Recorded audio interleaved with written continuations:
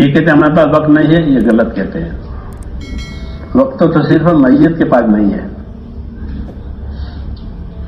وقت کس کے پاس نہیں ہے؟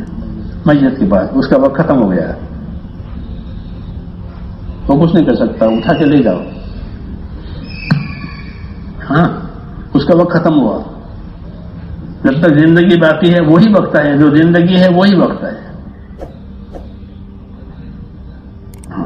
اس لیے یہ بات کہنا کہ ہمارا وقت نہیں ہے، یہ غلط ہے.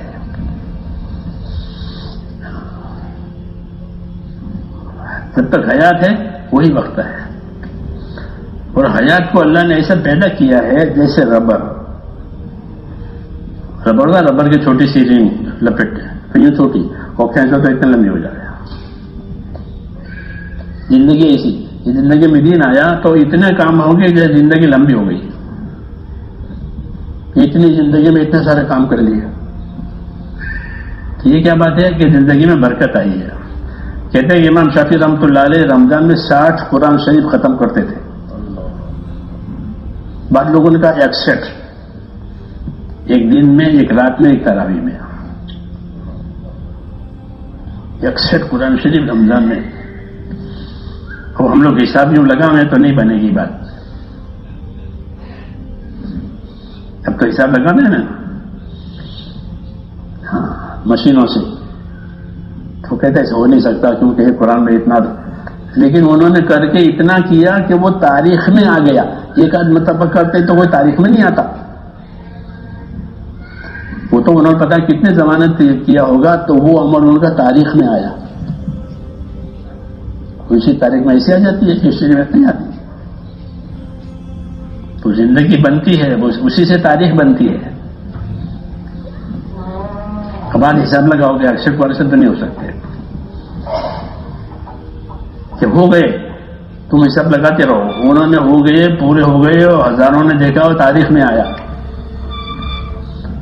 تو کیا ہو گیا کہ زندگی میں برکت ہو گئی. جیسے یہ ربڑ اتنا لمبا ہو گیا اور چھوڑ دو تو اتنا. تو جو لوگ دین چھوڑ دیتے ہیں ان کی زندگی تنگ ہو جاتی ہے. نہ ان کی دنیا کے کام پورے ہوتے ہیں، نہ دین کے ہوتے ہیں. یہ ان کی سزا ہے. وہ دین کا کام کرے تو کہ اللہ ان کی زندگیوں میں برکت دیتے ہیں. مولانا محمد یوسف رحمۃ اللہ علیہ نے 50 سے کم عمر پائی، لمبی نہیں پائی. روزانہ 9 گھنٹے وہ مشغول رہتے تھے. جی ہاں، پھر کتاب بھی لکھتے تھے. حیات الصحابہ لکھی تھی بڑی کتاب. پھر سبق بھی پڑھاتے تھے زور کے بعد. بڑی کتابوں کے سبق پڑھاتے تھے اور دعوت کے سفر بھی کرتے تھے. تو سفر بھی کرے، کتاب بھی لکھے، سبق بھی پڑھا رہے، پھر دعوت کے سارے ہمارے 8-9 گھنٹے. اتنی عمر میں بھی سال ہو گئے، وہ کتاب پوری ہو گئی 3 جلدوں میں.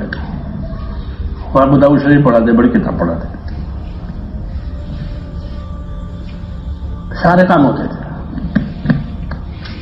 تو لوگ حیران تھے، وہ کر کے چلی گئی.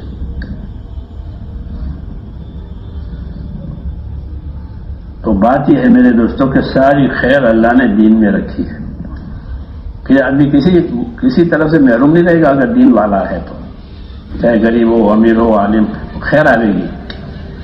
اس لیے دین کی دعوت ہے، اس لیے دین کی محنت ہے. نہیں تو پھر کوئی خیر نہیں ہے بس. اور دنیا ایسی ہو گئی بغیر دین کے، جیسے کہ گندے انڈے. بہت سے انڈے ٹرے میں رکھے ہوئے ہیں مگر سب گندے ہیں. بس چھلکا ہے اوپر، اس لیے گندگی کا اندازہ نہیں ہوتا. چھلکا ٹوٹے تو ایک بھی کام کا نہیں. ایسی زندگی کے اوپر چھلکا ہے. موت آوے یہ چھلکا ٹوٹا پتہ نہیں، یہ زندگی کتنی گندی ہے پتہ چل جائے گا. چھلکا ٹوٹنے کی دیر ہے. ہر آدمی کی زندگی چھلکا. آسمان زمین بھی چھلکا. قیامت آئے گی، اللہ آسمان زمین کا چھلکا توڑے گا. اب لوگ اس میں نکلیں گے. جیسے انڈے ٹوٹتے ہیں مرغے کے نیچے تو اچھے برے دونوں نکلتے ہیں. بعد گندے ہوتے ہیں، بعد میں چوتے آتے ہیں. زمین آسمان کا چھلکا حضرت فرمایا ٹوٹے گا. یہ قیامت آئے گی اور لوگ قبروں میں سے نکلیں گے. بعضوں کے چہرے سفید ہوں گے نورانی، بعضوں کے چہرے کالے ہوں گے. جیسے انڈے مرغی تو بعض گندی بات تھی. یوم تبیض وجوہ وتسود وجوہ، کہ اس دن بعد چہرے سفید ہوں گے قبروں سے اٹھ رہے لا الہ الا اللہ کہتے ہوئے.